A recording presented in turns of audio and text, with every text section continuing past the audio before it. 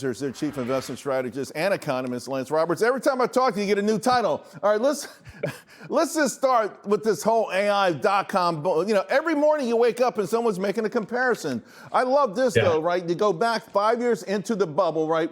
When you go back to the peak of the bubble before it burst, PE ratios went up 300%. Right now they're actually down. Stock prices went up 780%. We're up good 160%. Of course, there's some stocks that are up 1,000%. Nonetheless, you know, you must deal with this on a daily basis. What are you telling people? Well, there's a couple of things that are very important for investors.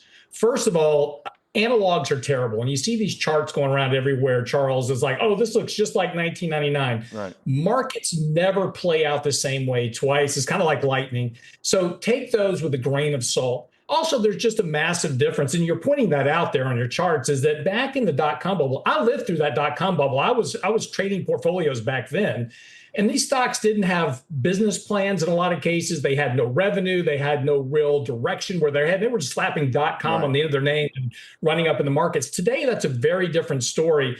I'm doing an article for next week talking about the profit margins and revenues of the Mag 7 in particular versus the rest of the markets. These are giant earners. And when you start looking at the fundamentals of these companies, the revenue growth, that's where you want to be investing. Sure, there's going to be times they wiggle a little bit, they wobble a little bit, but long term, you buy the fundamentals, you're going to win this game. Right now, so the Bank of International Settlements came out with a really scary thing. They're talking about the global economy being in what they call the cross currents, and they call AI sort of the progress and peril. And they essentially say resilience is being increased and tested. So here we are right now, all of these red dots are the S&P 500.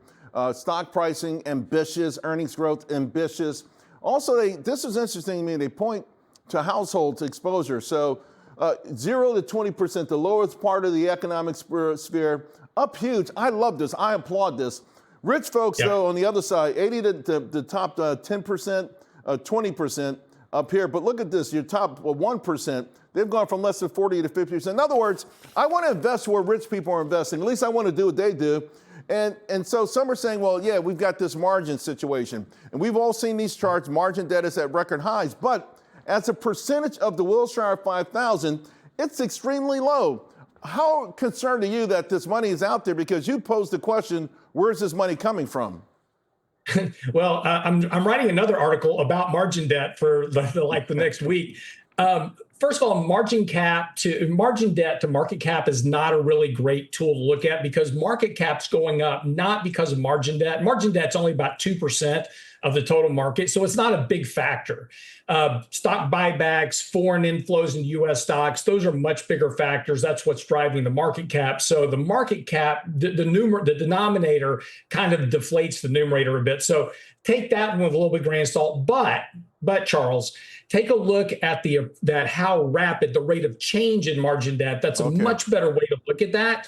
And there is a bit of concern there for sure. But margin debt drives the market higher. Margin debt is fuel for buying that moves stock prices higher. It cuts in the other direction during a decline. So it's important to pay attention to it.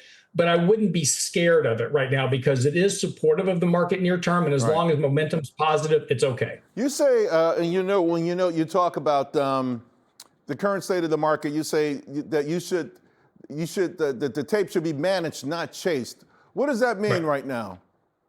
Well, look, like last week, for instance, there's been a lot of negativity about the Mag 7 stocks, right? They're going down, the semiconductors are going up.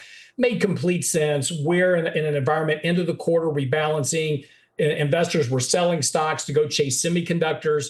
And we wrote last week that we were rotating back into the Mag 7 in particular, because that has been very depressed. Again, go back to earnings, revenue growth, those type of things. There's opportunity there because it's been sold off versus buying the stuff that's gone up. So the important thing here is to manage your risk, manage the environment you're in, and that helps you create better returns over time.